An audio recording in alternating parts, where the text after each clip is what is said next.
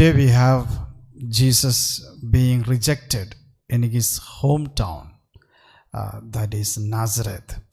Nazareth is a small village. It is not mentioned in the Old Testament, no way. Only in the New Testament with Mother Mary being announced by the angel, Nazareth comes into Bible. It's an unknown village. What good can come from Nazareth? Nathaniel says. Nobody bothered, nobody knew about Nazareth. So it's a small village. Few people lived in that. Hardly hundreds, maybe 200, 300 people lived in that village.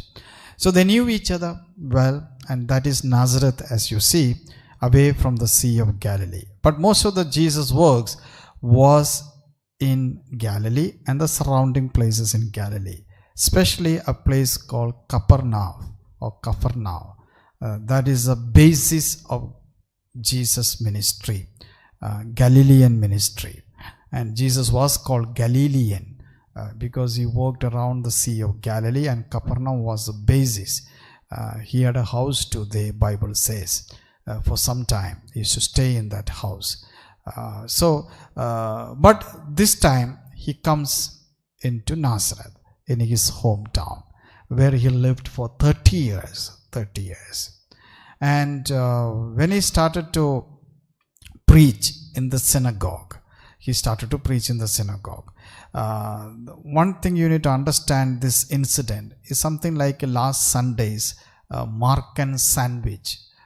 Those of you attended last Sunday's Mass, we had the incident of Markan sandwich. What is Markan sandwich? Markan sandwich is, he begins, it's a kind of literary genre, literary style when he writes. He begins with an incident, and before ending that incident, some other incident is pushed inside, inserted inside, and that is like a sandwich. Beginning and end, same incident. In between, a kind of diverted incident will come. So that is called Markan sandwich. Last Sunday we had the incident of Jairus coming to Jesus asking for healing his daughter, and meanwhile his daughter died, and towards the end Jesus goes to the house, and he raises the child from death. But during these two or same incident, there is in between Jesus healing the woman with hemorrhage. So that is called Markan sandwich. Now this incident that we heard, being rejected in Nazareth, is another Markan sandwich. Sandwich, two bread pieces on top, in between we put vegetables, onion and tomato and all that. You may ask, why should we have like this way of eating bread? Can't we eat bread separately, onion separately, and tomato separately? There is a special taste eating like a sandwich, putting this way and eating together. So in literary genre too, there is a special taste, a special beauty in constructing incidents in a sandwich style. So this incident today is a Markan sandwich, another Markan sandwich. That is today Jesus being rejected in his own hometown. What is sandwich? This sandwich is actually in 3 chapters. Today's incident is actually 6th chapter. We have in the 4th chapter, in this sandwich, Jesus calming the sea. At the end of the calming the sea, Jesus asks a question: why have you no faith? And Jesus questions their lack of faith. And today, this incident in Nazareth ends with this statement: he was amazed at their lack of faith. So the 2 stories of lacks of faith of people, 2 stories, 2 incidents of absence of faith. First, absence of faith among the disciples at the Sea of Galilee. When he calmed the sea, he, in a way chided them and scolded the disciple. Why have you no faith? Today, the people of Nazareth again expresses no faith in Jesus. In between these 2, the lack of faith, there are 2 incidents of people with the faith. And that is last Sunday's story. the woman with the hemorrhage, and Jairus' daughter, Jairus and his daughter. The Jairus especially and the woman with the hemorrhage expresses their faith well, deep faith. So we have two incidents of lack of faith. In between, Mark inserts two incidents of people with the faith. This is a kind of sandwich that we normally have in St. Mark's Gospel. Now, what do we need to understand from here? In this, we need to understand Jesus comes to Nazareth and there are synagogues. Jesus goes there and reads the scripture and interprets the scripture and preaches the scripture. And why did they reject? They were listening to Jesus and they were surprised Jesus could preach that way. Why? Because they said this statement. Let me read the statement what we listen now. Where did this man get all this? What is this wisdom that has been granted him? And these miracles that are worked through him.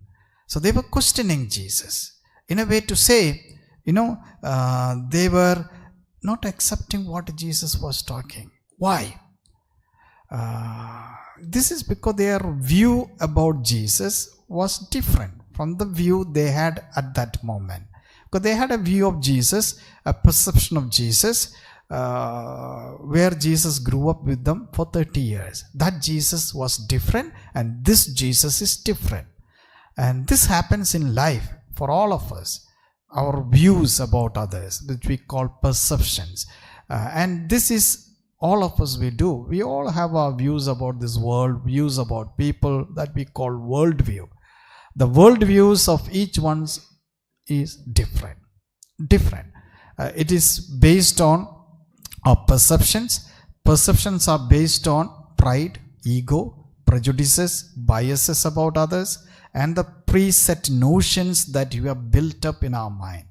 I'm sure all of us have ideas and some images of each one. You will have some images about me. Preset notion. Father Gilbert is like this. He behaves this way. He talks this way. He celebrates Mass this way.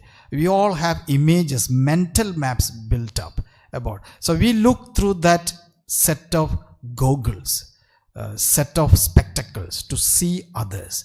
The set of goggles that we have built up are based on prejudices, pride, preset ideas about others. And this is what happens to all of us. And to understand others, we listen or hear about others. Sometimes with this set of goggles, we also may Google and find out what others are, things are. And that's how we build up our images. Today Google is another way to build up our mental images. So this is how it happened. And one problem the people of Nazareth had, familiarity. You know what? G.K. Chesterton, Gilbert Keith Chesterton, not me, Gilbert Keith Chesterton, an English poet and writer, he said this sentence. This is what he said. The greatest of all illusions is the illusion of familiarity. We know familiarity breeds contempt. And it is true. New brooms sweeps better. Jesus was a familiar person that brought in contempt, dislike, hate, anger. So a new person comes, we all admire. Coming and coming again, meeting, familiarity. So that's a greatest illusion, so that we are not open to see something new in that person, something different in that person.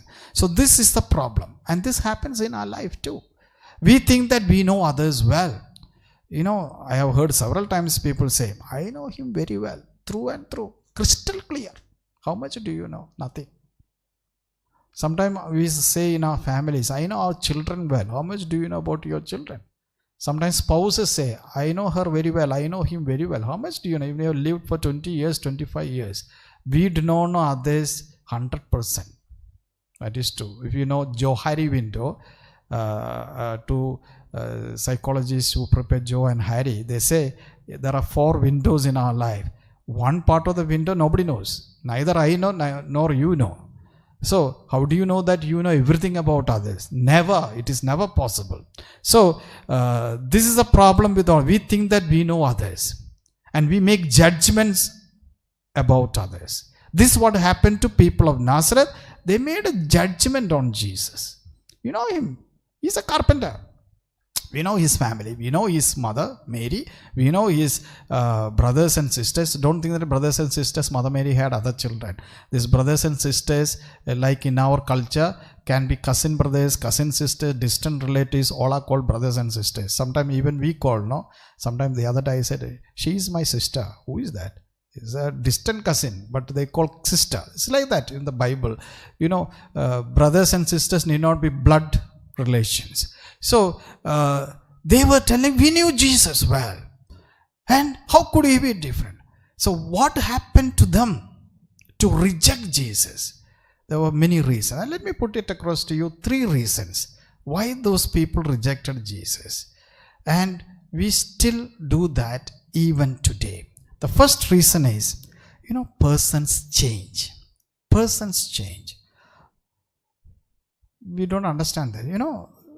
1 year back, what we saw a person, we think that the person is same today. I am not the Father Gilbert whom you met last Sunday. I have changed. Every moment we change. Every day we change. Persons change. Nothing is constant in this world. Everything changes, every person changes. So, if persons change, we need to accept that person as he or she goes through life. They are not same. Once a carpenter, always a carpenter. That Jesus is a carpenter, he cannot be a rabbi. Don't, conclude and define persons like that. Don't label people that. Persons change. Every person change. That means our understanding, approach, judgment, perception should change towards others. This is what happened to Jesus. Isn't he the carpenter? He's not a carpenter now. He's a rabbi. He's a teacher. He's a prophet. He's God. He's divine. So people could not accept that. And sometimes we think that once a carpenter, always a carpenter. This is not only for Jesus, even for us. Even in our setting, sometimes people say, I have heard some fathers, even sisters say, he is my novice. He is now old, 55, 60 years old. But still that person, he is my novice. Sister says, she is my novice. Once a novice, always a novice. No, he is no more a novice. He is a priest now. He is doing other things. And he has become different. Don't treat people as children as before. They grow. They grow up. Allow them to grow up. Don't treat them as kids. So, this is what people did. They treated Jesus as a kid, as a carpenter in their town. Persons change. First thing. Second thing, persons are more than their words and deeds. Persons are more than what their deeds and words. Now, we hear something about that person, we listen to that person, we see that person, and we make conclusions about that person from what we hear and what we see. Persons are more than what we hear. Most of you who are connected to this mass through online during this day, you have never met me in person. Even if you meet me in person, you will never understand me. And you are now only heard through online. I am more than what you hear and what you see. Each one of us sitting here, each one of you listening and attending this mass are different. More than what you are seen by others. And this is what, people felt. The townspeople are stunned because they believe the ordinary excludes the extraordinary. Ordinary people cannot become extraordinary people. This is what we think. Jesus, ordinary person, he cannot become extraordinary. Third thing, persons has to be trusted. Why trust? At Nazareth, they will not let Jesus out of the box they have put him in. Because already put Jesus into a box. He cannot be out of that box. And they could not trust him. And because they not have trust in Jesus, Jesus could not perform any miracles. It is how the incident ended. He laid hands on few people and he was amazed at their lack of faith. This is how the gospel that we listened ended. They could not have faith in Jesus. Now, when I speak about faith in Jesus, what is faith? What is faith? Faith is can be understood many ways. A list of faith, let me put forward to you. Faith can be a set of belief system. What I am supposed to believe. Creed, for example, we believe God who created the world. God had an only son who came to the world. This is our set of belief system. And we believe in the sacraments, we believe in the saints, the angels, resurrection of the body, what we say in the Nicene Creed or Apostles' Creed. That is set of belief system. That can be faith. Faith also can be a way of seeing. A way of seeing. Look at things. We look at with the eyes of faith, goggles of faith, and see everything. So through the eyes of faith, I see and live everything. That is also a kind of faith. Faith can be a journey. Entire life is a journey, and I try to live that with the eyes of faith and live through that and journey through that and try to understand everything as a journey where I grow and live. Faith also can be a kind of trust.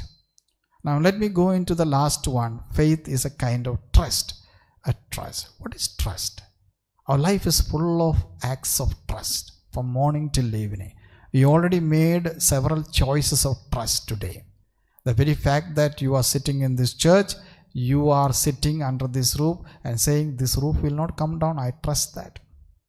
The very fact that you had taken something to eat or drink in the morning or going to eat and drink after this, you believe and you trust that, this food is okay for me, I trust. Or many a times we travel by bus. Now we cannot. Now slowly we may travel. Very often we travel by bus. We believe and trust the driver. The driver will not, go into some gutters and kill all of us. Or there are no terrorism in the bus. Nobody is going to be destroyed. We trust during this pandemic. Wearing mask and sanitizing is a kind of trust that I may be safe.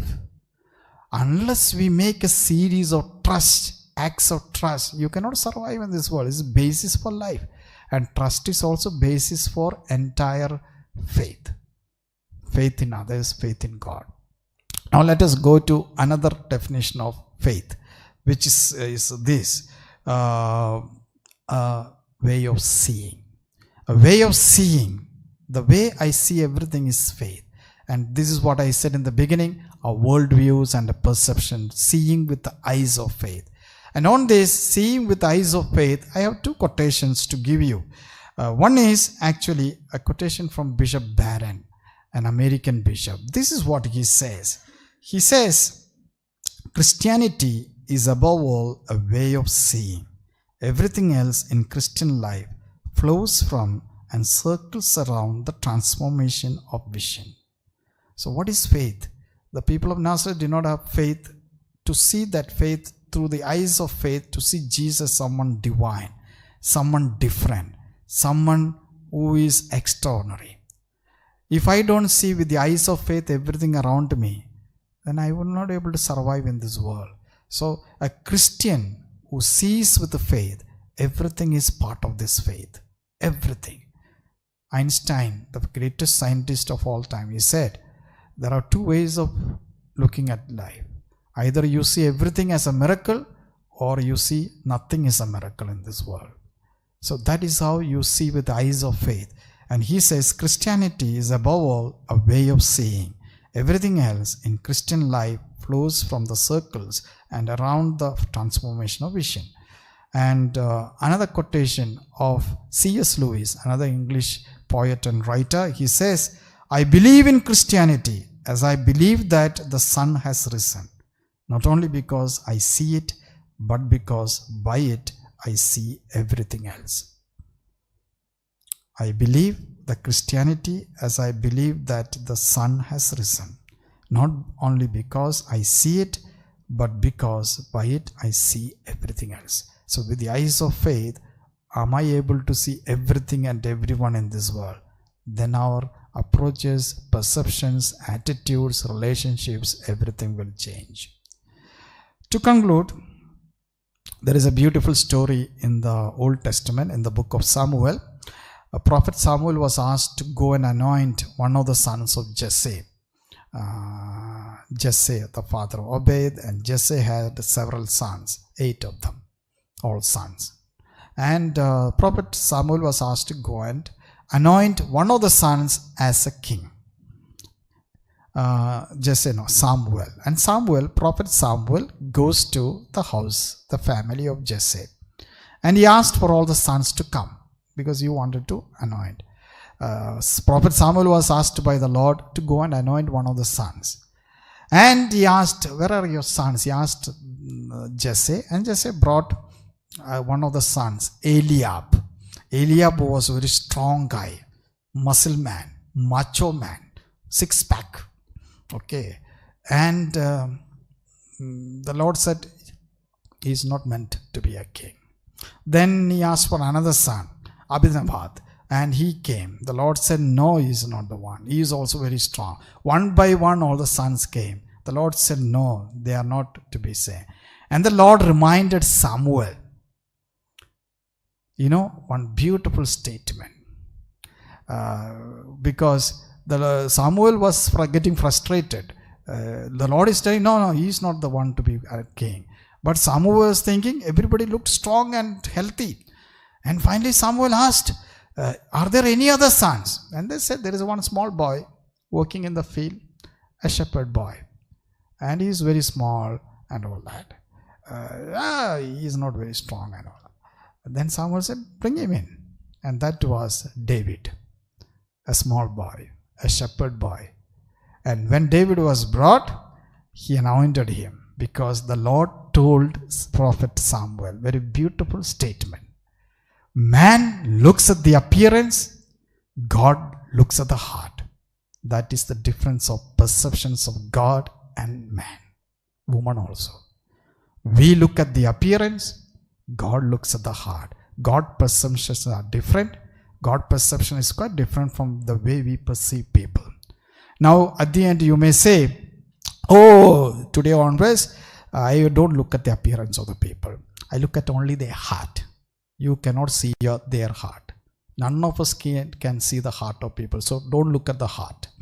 Today, to understand people, you need to look at both heart and the appearance. What do I mean by appearance? Your heart can be seen by your behavior. Your heart can be seen by your words and deeds. Your heart can be seen even by your appearance, even by the clothes you wear. Because the clothes you wear are an extension of your personality. That is your heart.